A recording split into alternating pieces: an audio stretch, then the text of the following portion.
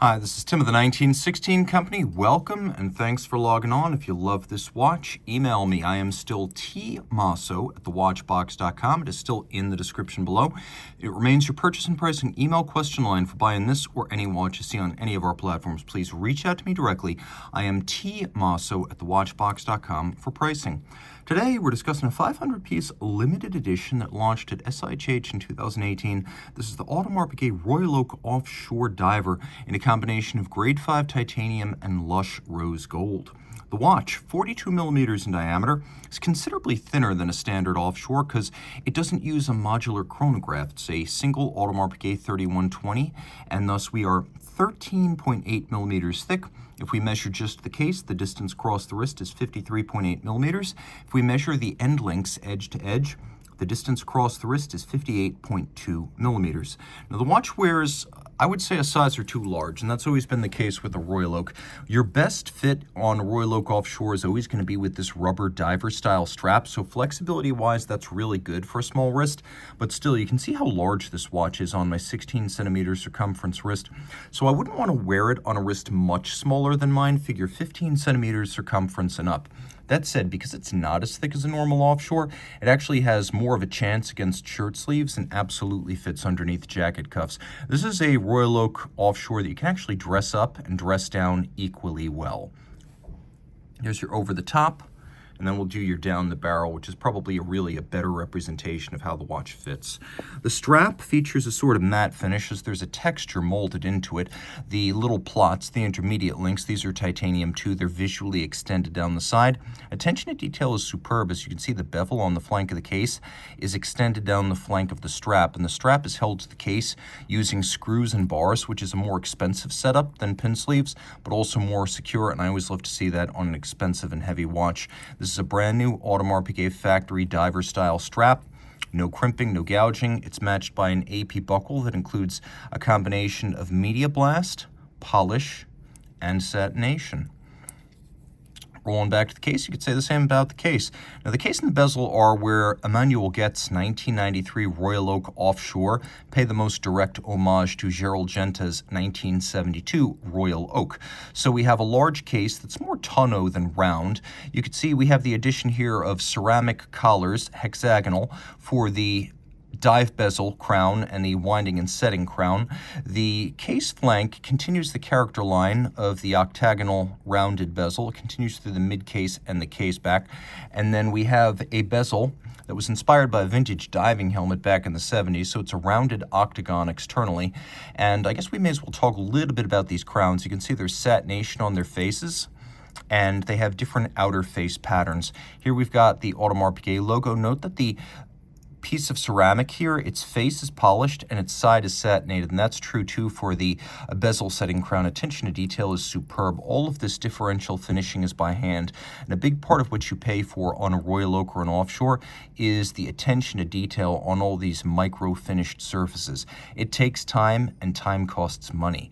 You can also see a prominent feature of the offshore from the beginning is that the bezel sealing gasket is much more visually pronounced than on the original Royal Oak, where it's visible but muted.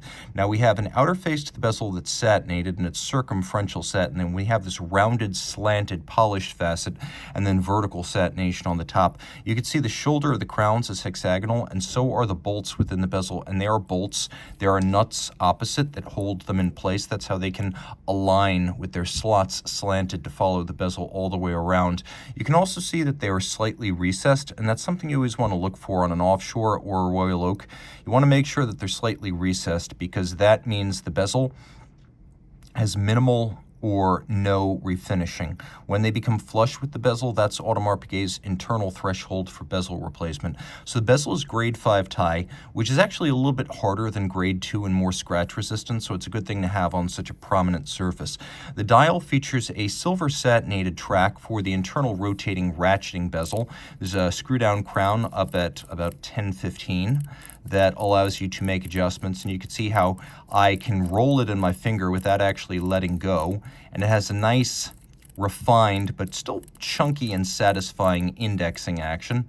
So I line that up with the minute hand. We'll do a loom shot here, get a sense of this watch in the dark, and you can see that the bezel Features luminescence, though it's not a bright luminescence.